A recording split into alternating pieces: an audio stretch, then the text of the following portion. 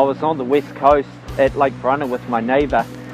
He'd taken me away for a guys' weekend, and I needed a break, and my wife had recovered from illness, and we'd lost our baby daughter, and I needed a break. And so we were jet skiing and water skiing, and my mate tells me, he says, whatever you do, don't tick the guy off who owns the jet ski.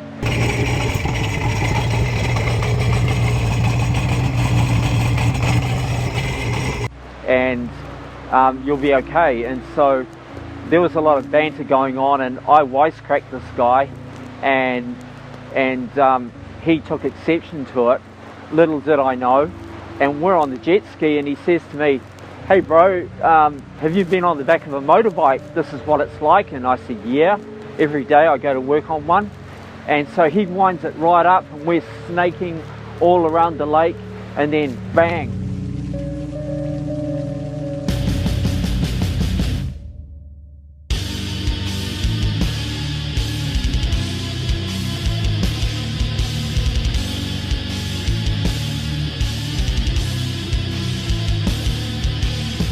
He throws me off at high speed, and I hit the water, and my legs are in the air, and as I come down, my arm comes around and punch myself in the ribs, and I black out under the water.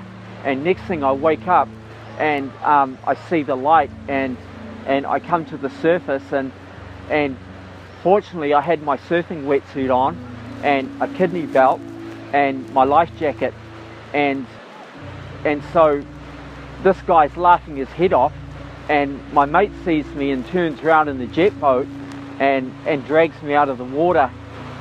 And 2 days later, I'm back in Christchurch, and I'm in pain, I'm in agony on my right side, and I ring the doctor, and she says, "Oh, you've got broken ribs, you're bleeding internally, you need to get in here." And I go in, and I get shots, and I'm being closely monitored, and I eventually healed. And 3 years later, I am demolishing a house, and a piece of wood hits me in the head, and my nervous system shuts down on my face. And so I go to hospital, and I'd complained that the weeks before, my son climbed my back, and he shoved his finger in my neck because he was sliding, and that was a blessing that he did that, because it exposed a tumour after them checking, and there was a tumour growing under my ear and into my nervous system. And 3 weeks later, in 9 hours operating, my ear was taken off the side of my head, and they removed this tumour and section by section the nerves out. And for the next 8 months, I didn't know if I was going to walk, let alone go back to work as a builder, let alone go surfing. And my local surf shop guy, Paul Barron Surfboards, he donated me a surf helmet so I could get back in the water. And there I was, falling off head first into the waves like a beginner.